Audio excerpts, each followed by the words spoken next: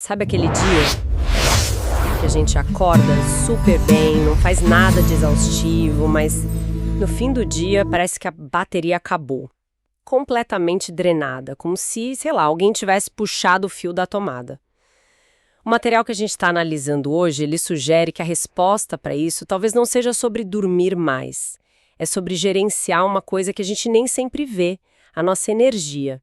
Hoje, a gente vai fazer uma análise bem profunda que conecta sabedorias antigas, tipo o prana dos Vedas, o Chi dos chineses, com neurobiologia e até física quântica.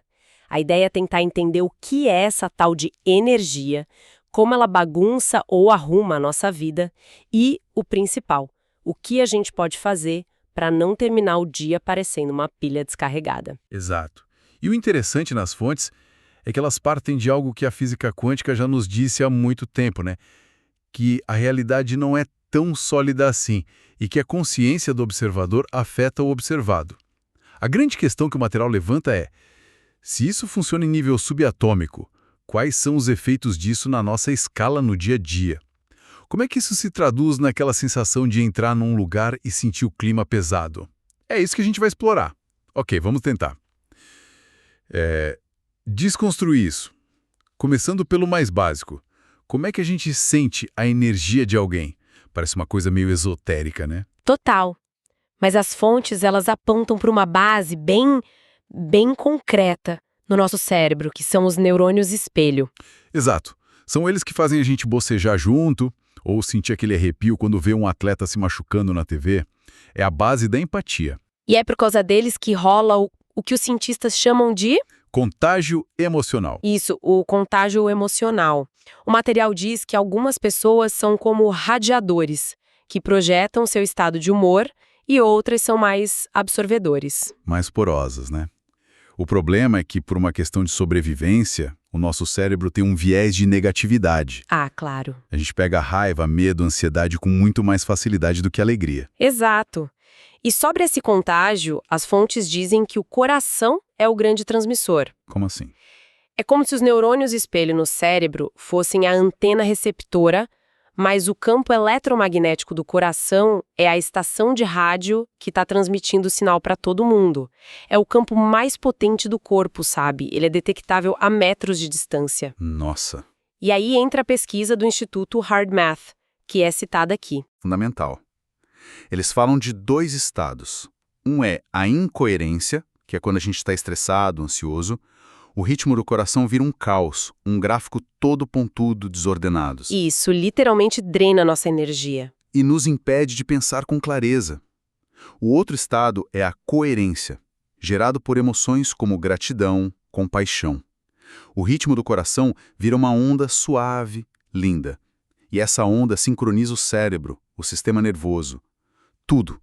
Tem um estudo que as fontes trazem que é impressionante. Qual? Os níveis de cortisol de uma pessoa podem subir só de ficar perto do parceiro estressada, sem que uma única palavra seja dita. O contágio é biológico. Ok, se o coração e o cérebro estão reagindo tanto ao ambiente, a pergunta é: de onde vem essa energia?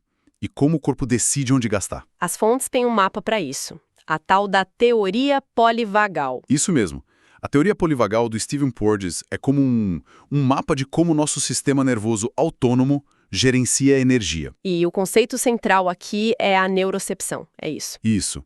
Pensa na neurocepção como um segurança de balada só que dentro da nossa cabeça. Mas um segurança que a gente nem sabe que tá lá. Adorei a analogia. Ele fica o tempo todo escaneando o ambiente, os rostos, o tom de voz e decidindo: ok, aqui tá seguro. Opa, alerta, ou a coisa ficou feia demais. E essa decisão, que é totalmente subconsciente, dita para onde vai toda a nossa energia. Sua colocação. E esse segurança ativa um de 3 sistemas. O estado ideal é o de engajamento social, do nervo vagal ventral. É quando ele diz: tá tudo liberado. A gente se sente seguro, conectado, criativo. É quando o corpo se regenera. É o nosso modo recarregar. Depois vem o de mobilização, do sistema simpático. É o segurança gritando alerta vermelho. O modo luta ou fuga. Isso. Um gasto altíssimo de energia. É por isso que uma discussão de 10 minutos pode cansar mais que uma hora de caminhada.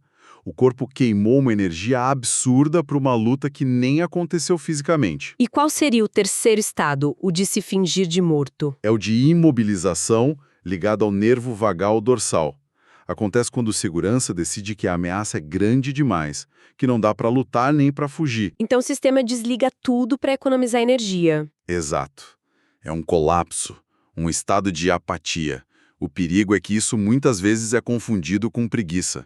Mas é um mecanismo de sobrevivência extremo. O corpo dizendo, não tenho mais energia para gastar aqui, espera um pouco. Então o material está conectando tudo isso com o ambiente físico ao nosso redor. O jeito que eu arrumo a minha mesa de trabalho, por exemplo, pode ativar um desses estados. Exatamente. É aí que entra a psicologia ambiental. As fontes falam da biofilia, nossa conexão inata biológica com a natureza. Não é à toa que a gente se sente bem perto de plantas ou olhando para o mar. Claro, ambientes com luz natural, com plantas, sinalizam para a nossa neurocepção que o lugar é seguro. Eles ativam o nosso estado de engajamento social, o vagal ventral. E como o Feng Shui, que às vezes parece tão místico, se encaixa nisso? O material o aborda não como misticismo, mas como uma tecnologia ancestral de organização do espaço baseada nessas mesmas necessidades biológicas. Interessante. E que tipo de ferramenta prática ele oferece? Uma bem simples é a posição de comando. A ideia é posicionar sua cama ou sua mesa de um jeito que você veja a porta de entrada, mas não esteja bem na frente dela. Ah, para não ser pego de surpresa. Isso. Satisfaz uma necessidade primitiva do nosso sistema nervoso, diminui a vigilância subliminar e libera energia. Faz todo sentido. E a bagunça? O material também fala da desordem? No Feng Shui, a desordem é o qi estagnado. Do ponto de vista da psicologia, a bagunça é um excesso de estímulos. Cada objeto fora do lugar é uma microtarefa pendente que o cérebro registra. E isso mantém os níveis de cortisol elevados, impedindo um relaxamento completo. Exato. Para ajudar nisso, as fontes até citam um famoso estudo da NASA sobre plantas que purificam o ar. Duas se destacam. Quais? A espada de São Jorge, que além de filtrar toxinas, tem todo um simbolismo de cortar energias negativas, e o lírio da paz, que também é um filtro poderoso e simboliza a harmonia. Ok, falamos do nosso corpo, da nossa casa, agora vamos para o campo de batalha mais comum, as outras pessoas. O material usa o termo vampiros energéticos. O que a ciência diz sobre isso? Do ponto de vista clínico, esses comportamentos de drenagem muitas vezes estão ligados a indivíduos com traços narcisistas ou de personalidade borderline. São pessoas que precisam de validação externa constante para se sentirem estáveis, é isso. Basicamente. E o mecanismo dessa drenagem é fascinante. Como funciona exatamente? A fonte descreve como um sequestro da corregulação unilateral. Que nome? O que isso quer dizer? Olha, numa relação saudável, as pessoas se acalmam mutuamente. É uma via de mão dupla. A pessoa tóxica, no entanto, ela projeta o caos interno dela no outro. O drama, a ansiedade, a raiva. E força o sistema nervoso da outra pessoa a trabalhar dobrado para processar aquele caos e tentar acalmar a situação. Exatamente. A energia flui numa única direção, por isso esgota. Nossa, então é por isso. Uma simples conversa de 5 minutos com certas pessoas pode deixar a gente mais cansado do que 1 hora na academia. Não é sobre o que foi dito. É sobre o trabalho invisível que nosso sistema nervoso foi forçado a fazer para equilibrar o caos do outro. E essa lógica se aplica perfeitamente a ambientes de trabalho tóxicos. Uma cultura de medo, fofoca, cria um campo de ameaça permanente. E a neurocepção de todos fica em alerta máximo, gastando energia o dia inteiro. O burnout, nesse contexto, é descrito como um estado de desligamento do vagal dorsal. Não é só cansaço. Não. É o corpo dizendo, chega, me recuso a continuar queimando recursos vitais no ambiente predatório. É autopreservação. Certo, o diagnóstico é claro. Mas e o tratamento? O que a gente pode fazer na prática para não ser essa esponja energética? O material organiza as ferramentas em 3 categorias, né? Manutenção, limpeza e defesa. Vamos começar pela manutenção diária. A primeira é o aterramento ou grounding. Isso, que é quase como recarregar nosso corpo. A gente vive isolado por concreto e solas de borracha. Então a ideia é colocar o pé descalço na terra ou na grama para se plugar de volta na tomada do planeta. Exatamente, para descarregar o excesso de estresse elétrico.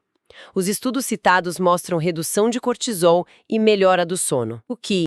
A segunda é a nutrição de alta vibração. Aqui a teoria é a dos biofótons, partículas de luz que as plantas armazenam. Alimentos vivos, frescos, estariam cheios dessa energia coerente, enquanto os ultraprocessados seriam energeticamente mortos. Isso. E a terceira é a respiração. Especificamente uma técnica do yoga chamada Nadi Shodhana, a respiração de narinas alternadas. Que equilibra os hemisférios cerebrais e acalma o sistema nervoso. Quase que de forma imediata. E além da manutenção, tem a limpeza periódica. Para casa, as fontes sugerem usar sal grosso nos cantos para absorver a memória energética. Fazer uma defumação com sálvia branca. Que libera íons negativos, tipo uma cachoeira. Ou até usar a frequência solfejo, como a de 528 Hz, que seria a frequência da transformação. E para o nosso corpo? Como faz a limpeza? Para o corpo, o material descreve um ritual bem interessante em 2 passos. Primeiro, um banho de descarrego com sal grosso, sempre do pescoço para baixo, para remover a energia estagnada. O ponto-chave é que o sal limpa tudo, o bom e o ruim.